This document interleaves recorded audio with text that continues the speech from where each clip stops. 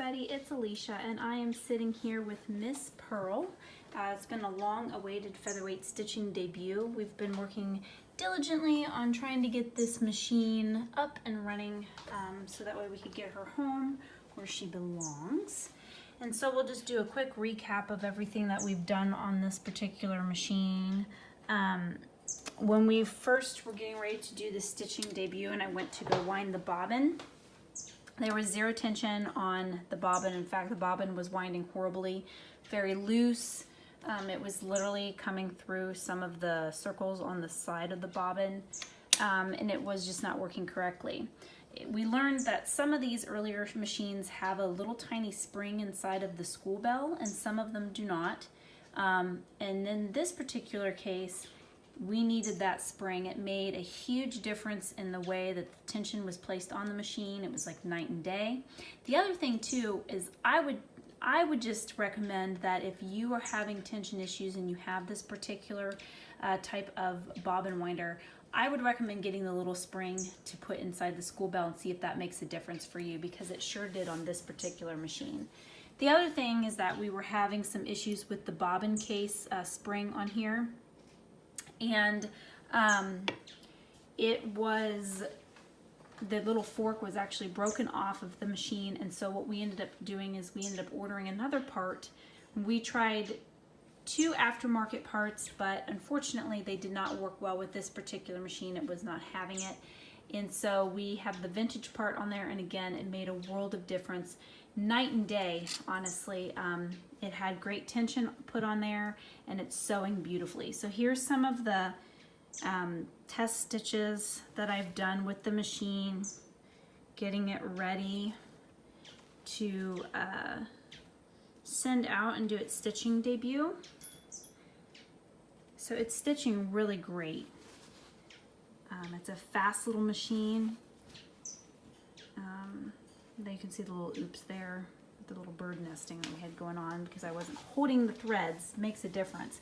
So I have this cool little mechanism here that a past client made, and this actually gives me a lot more control over the foot pedal, which is great because then I'm able to feather the machine.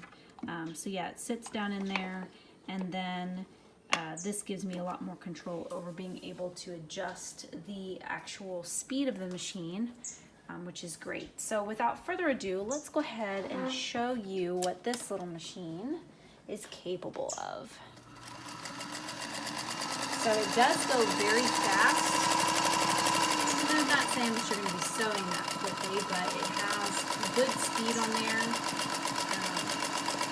good control over the speed.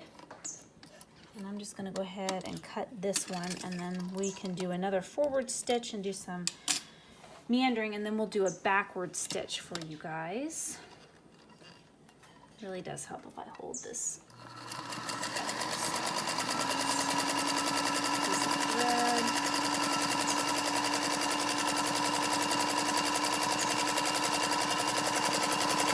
So the machine is just stitching along beautifully.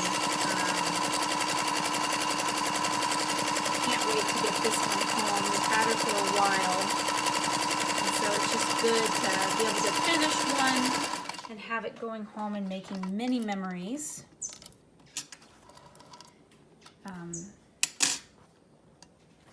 Let's do it backwards on here for one. And it probably will go through one of my loops. That's okay.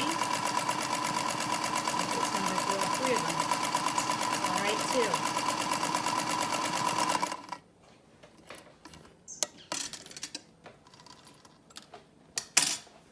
So there it is, everybody. Here's the front.